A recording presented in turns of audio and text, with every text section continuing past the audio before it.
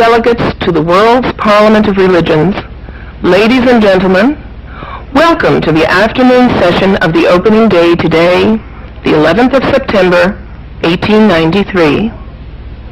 We now introduce you to Swami Vivekananda from India and request him to address us. Swami Vivekananda.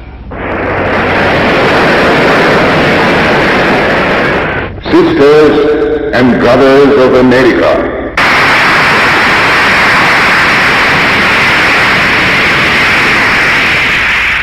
it fills my heart with joy unspeakable to rise in response to the warm and cordial welcome which you have given us. I thank you in the name of the most ancient order of monks in the world. I thank you in the name of the Mother of Religions.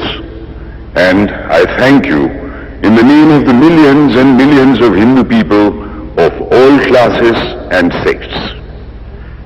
My thanks also to some of the speakers on this platform who, referring to the delegates from the Orient, have told you that these men from far-off nations may well claim the honor of bearing to different lands the idea of toleration. I am proud to belong to a religion which has taught the world both tolerance and universal acceptance.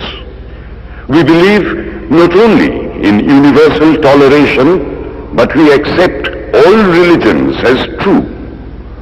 I am proud to belong to a nation which has sheltered the persecuted and the refugees of all religions and all nations of the earth.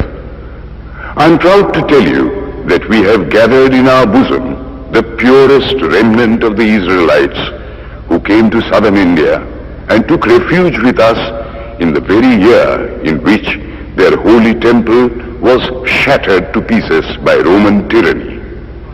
I am proud to belong to the religion which has sheltered and is still fostering the remnant of the grand Zoroastrian nation. I will quote to you, brethren, a few lines from a hymn which I remember to have repeated from my earliest boyhood, which is every day repeated by millions of human beings. As the different streams, having their sources in different places, all mingle their water in the sea, so, O Lord, the different paths which men take through different tendencies, various though they appear, crooked or straight, all lead to Thee. The present convention, which is one of the most august assemblies ever held, is in itself a vindication, a declaration to the world of the wonderful doctrine preached in the Gita. Whosoever comes to me, through whatsoever form, I reach him. All men are struggling through paths which in the end lead to me. Sectarianism, bigotry, and its horrible descendant, fanaticism, have long possessed this beautiful earth. They have filled the earth with violence, drenched it often and often with human blood, destroyed civilization, and sent whole nations to despair. Had it not been for these horrible demons, human society would be far more advanced than it is now.